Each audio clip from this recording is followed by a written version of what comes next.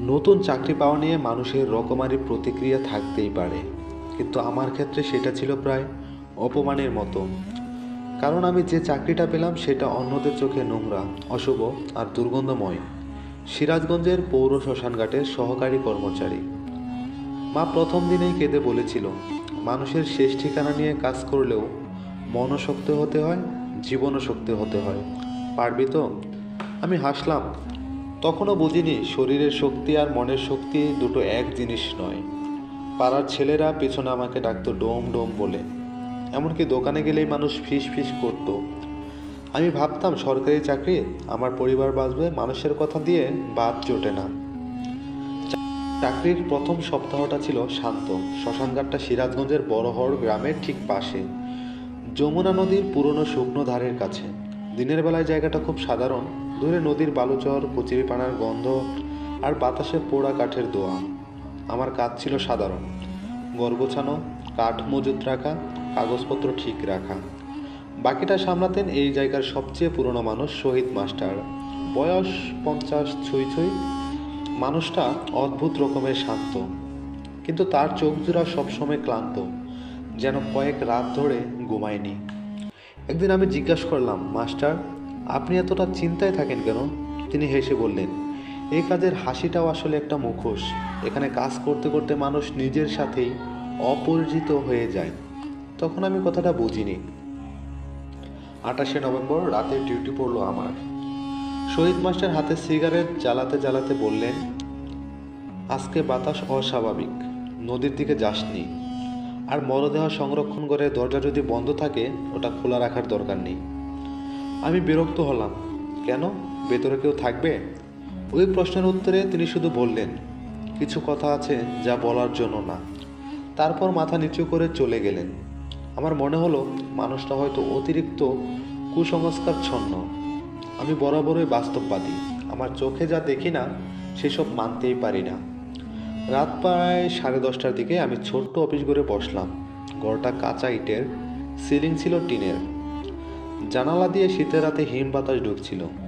উত্তর দিকে ছেঁড়া বাঁশঝাড়ে বাতাস লাগলো, শ শ শব্দ উঠছিল। মনে হচ্ছিল যেন কেউ নিঃশ্বাস ফেলছে। কিছুক্ষণ পর বাইরে হাঁটাহাঁটির মতো শব্দ হলো।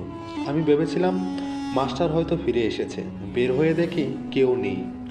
রাত তখন আরও গাঢ়। চারদিকের অন্ধকার যেন শ্মশানকে আরও বড় করে তুলেছে। চাঁদের আলো নদীর শুকনো বালুচরে পড়ে সাদা ধুলো উঠছে। দূরে একটা কুকুর ডাকলো। শীতের রাতে এমন পরিবেশ নতুন করে ভয় ঢুকিয়ে দিতে পারে। হঠাৎ বিদ্যুৎ চলে গেল।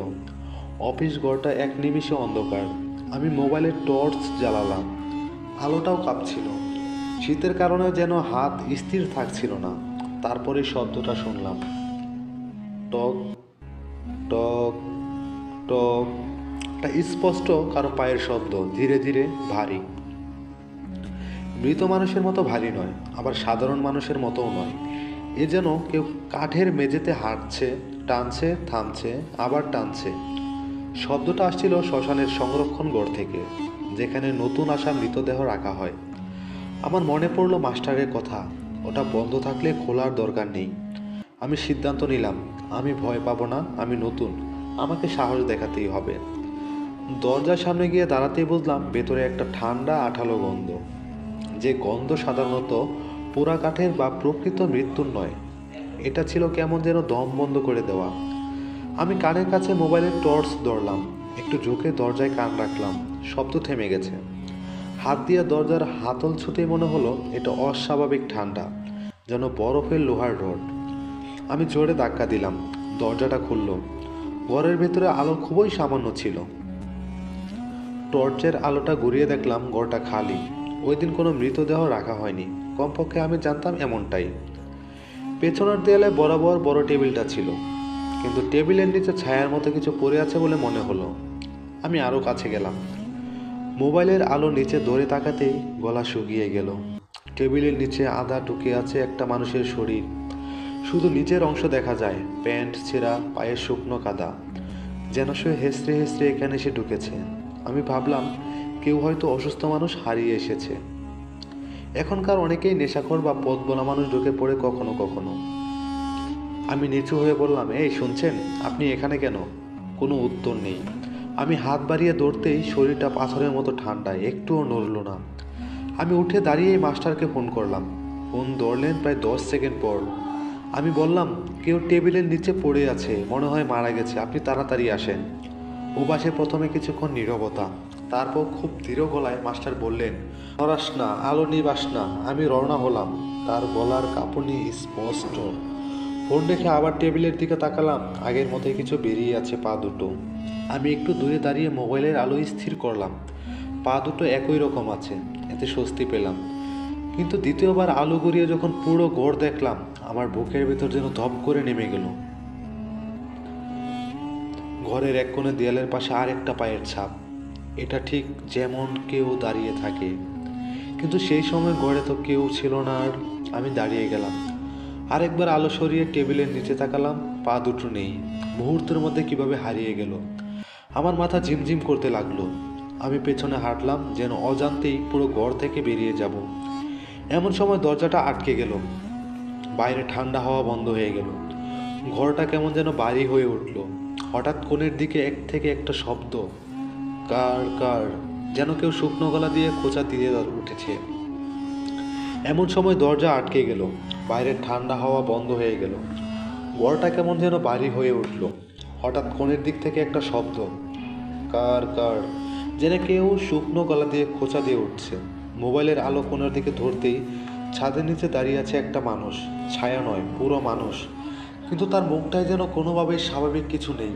চোখ দুটো শুকনো, একদম ধুলোর মতো ফ্যাকাশে। চোখের নিচে কালো দাগ, ঠোঁট নেই, মুখটা ফুলে আছে পানি খেয়ে যাওয়া লাশের মতো। সে তাকিয়ে আছে আমার চোখের দিকে। 1 সেকেন্ড, 2 সেকেন্ড, তারপর সে ধীরে মাথা ঝাঁকিয়ে বলল, আমারে বাইরে বাইর কইরা দে। একটা মৃতদেহ কথা বলে, এটা বিশ্বাস করার মতো ক্ষমতা আমার ছিল না। আমি দরজায় ধাক্কা দিতে লাগলাম। দরজা নড়ছিল না। পেছন থেকে আরেকটা শব্দ, ঠান্ডা, খুব ঠান্ডা লাগতেছে। আমি ঘুরে দাঁড়ালাম। মানুষটা কয়েক পা সামনে এসে দাঁড়িয়েছে। তার হাড্ডিসার পা টেনে আসার সাথে সাথে টেবিলের উপর রাখা খালি প্লাস্টিকের বোতল পড়ে গেল। ঘরের ভেতরে চাপে একটা কাদার গন্ধ ছড়াতে লাগলো। আমি চিৎকার করে দরজা ধাক্কা দিলাম। হাতল টেনে মরিয়ার চেষ্টা করলাম। ঠিক তখনই দরজাটা খুলে গেল। আমি বাইরে বেরিয়ে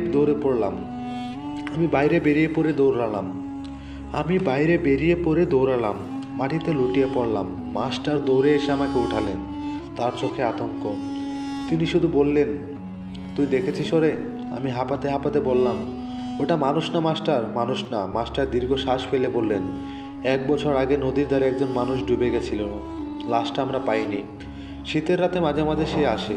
ওনার লাশ আগুন পায়নি, তাই ঘুরে বেড়ায়। আমরা চিনি ওরে। তার গায়ে কাদা 1 বছরেও শুকায় নাই। আমি কাঁপতে কাঁপতে ফিস করলাম, আজ কেন এলো?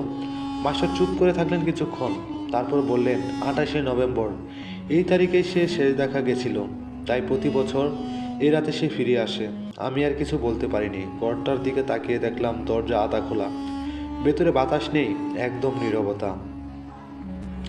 মাস্টার টর্চ ধরে ভেতরে ঢুকলেন। আমি সাহস করেও ঢুকলাম না, দাঁড়িয়ে রইলাম বাইরে। মাস্টার ফিরে এসে বললেন, ভেতরে কেউ নেই। কিন্তু আমি জানতাম কেউ ছিল, আর সে জীবিত ছিল না। পরের দিন আমি চাকরি ছাড়তে চাইলাম। মাস্টার বললেন, তুই ভয় পাস না, আমরা যারা এখানে থাকি সবাই কিছু না কিছু দেখেছি। সব কিছু ব্যাখ্যা করা যায় না। মানুষ মরার পর শান্তি পেলে খারাপ লাগে না, কিন্তু যাদের শান্তি নেই তারা কেন আমাদের ডাকতে আসে? মাস্টার গম্ভীর হয়ে বললেন, তাদের শেষ কাজ হয়নি। তাদের দেহ নদীর তলায় অথবা বালু চাপা। মানুষকে আগুন দিতে হয়, তবেই সে থামে।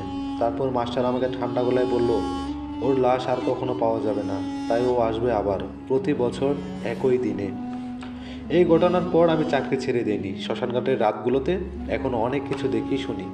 তবে আমি জানি 28শে নভেম্বরে সেই মানুষটা এখনো ঘুরে বেড়ায় যমুনার শুকনো নদীর ধারে। বা 28শে নভেম্বর সেই মানুষটা এখনো ঘুরে বেড়ায় যমুনার শুকনো ধারের দিকে, বা শ্মশানের সেই সংরক্ষণ ঘরের ভেতরে। যেন কেউ তাকে খুঁজে বের করুক, তার শেষ কাজটা সম্পূর্ণ করে দিক। আমি এখন আলো নিভতে দিই না, দরজা বন্ধ থাকলেও খুলি না। কারণ আমি জানি, যদি দরজাটা নিজে নিজে খুলে যায়, তাহলে তার মানে সে ফিরে এসেছে। আমাদের ভিডিওটি ভালো লাগলে অবশ্যই আমার চ্যানেলটি সাবস্ক্রাইব করে দিবেন। ভয়কে যারা ভালোবাসেন তারাই আমার চ্যানেলটি সাবস্ক্রাইব করে রাখবেন।